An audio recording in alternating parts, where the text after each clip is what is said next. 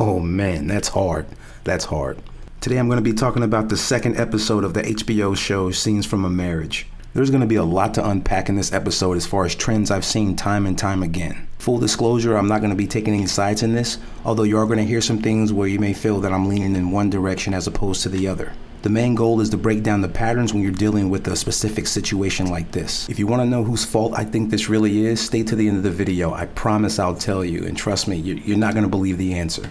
If you're here, chances are you've already seen the episode. If not, it's currently streaming on HBO Max, so go check it out. This video is going to contain some heavy spoilers. Also, if you enjoy videos like this, please give me a like, comment, and subscribe as this channel continues to grow. Thanks. Alright, so similar to the first episode where we follow Jessica Chastain as she prepares for the first scene, this time we're following Oscar Isaac. This signifies that this is going to be his episode. We see his character Jonathan lying in bed reading a book while his wife Mira is out working. Shortly after, he goes to tuck his daughter in before crawling into his man cave to release a little tension. Later that night, while he's in the kitchen, his wife Mira comes back home to his surprise. Unbeknownst to him, there's clearly something on her mind. Hesitant at first, she then hits him with the gut punch of the century, telling him that she's in love with someone else. They hash it out in their bedroom before deciding to go to sleep, both taking turns embracing each other. What seems to be a glimmer of hope is disrupted when Mira decides to storm out the next morning, leaving Jonathan with their daughter for the next 3 months to fend for himself. Now, this pretty much sums up the episode. However, there are some key points that we need to further dive into. I want to mainly focus on Mira's actions and her emotions, as that is the driving force for this situation. Before Mira breaks the news to Jonathan that she's cheated on him, she starts with the key phrase, "I need to talk to you about something." Anytime a woman tells you this, you better believe that there is some bad news ahead. That phrase is pretty much her segue to break up with you. As Jonathan sits there, baffled by the entire situation, she asked him this. You didn't feel anything?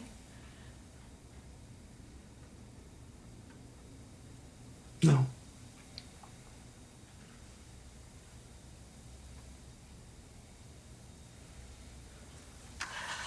Well, that right there might be a sign of something, I guess, right?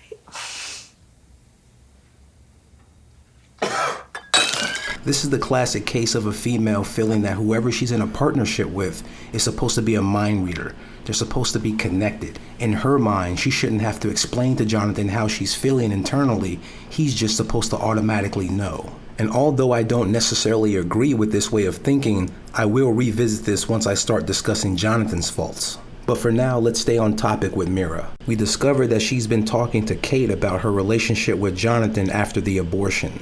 Now, this next observation is based on my own personal experience, but I highly doubt that it does not relate to other people out there. When a man goes to his friends and he's contemplating leaving his relationship, they will encourage him to stay. When a woman goes to her friends and she's contemplating leaving her relationship, they encourage her that she can do much better without him.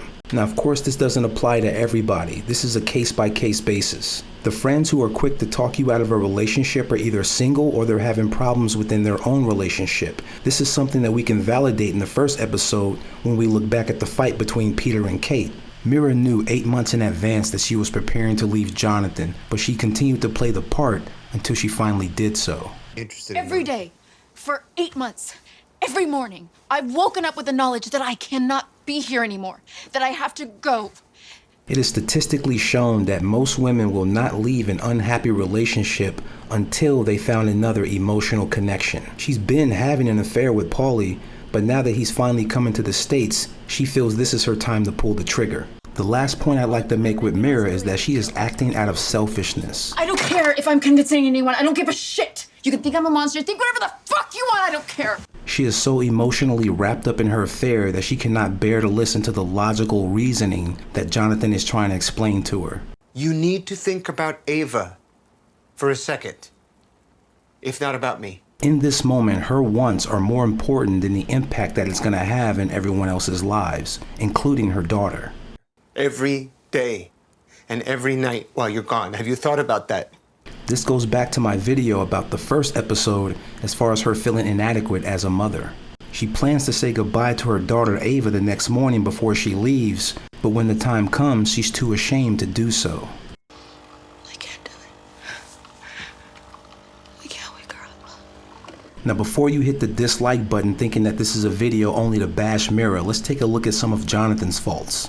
The biggest issue with Jonathan in this situation is that he has gotten way too comfortable, to the point of being predictable. And this is something you should never do when you're in a relationship with a woman. When Mira comes home every single day, he has done nothing to make the relationship spontaneous and exciting. He takes care of their kid, relieves himself, leaving no desire for sex, and maybe there's some leftovers in the fridge that we can eat before we go to sleep.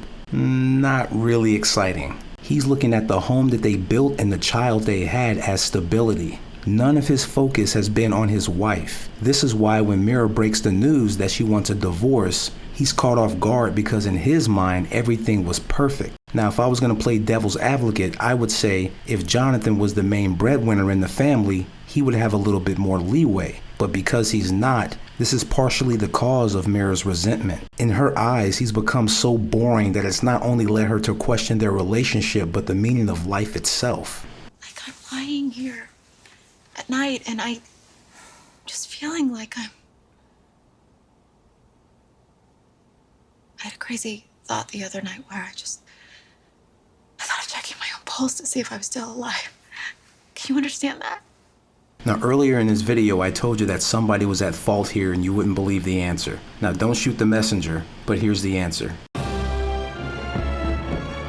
That's right, folks. This castle and this mouse are the cause of a lot of people's anguish, and that's leaning more towards the female demographic. How many little girls have you met that have been anticipating living happily ever after with their Prince Charming? They get the wedding ceremony and then the prince carries her into the castle right before you see that caption, happily ever after. Then the credits roll. But you never really see what happens after those credits roll. Now you have to live a life. We live in a world where women are encouraged to make more money, but what happens when they start making more money than their partner? I'm not saying all cases, but definitely in most cases, she's most likely going to try to date up into a better position. And this is exactly what Paulie represents. He's 29, tall, single, and he's the CEO of his own startup company. With this Paulie guy being a high-value man, it'll be interesting to see how this relationship plays out in later episodes. I highly doubt that he would stay faithful long-term with Mira. I mean, just look at Peter and Kate. He sounds like a man who's going to have a lot of options. Unlike women, men do not care about your income. They care about your attractiveness. So how long will he see Mira in that light? If you disagree with my stance, I highly recommend you check out the Tom Ford film Nocturnal Animals. It plays out the exact same way. Both Oscar Isaac and Jessica Chastain did an amazing job. I'm definitely seeing some Emmy Awards coming down the pipe, at least some nominations. But this episode definitely does belong to Oscar Isaac. His emotion towards the tail end of this episode really hit hard, man. This is why he's one of my favorite actors in the game right now. I hope you all join me next week when I go over episode 3. So again, like, comment, and subscribe. Peace.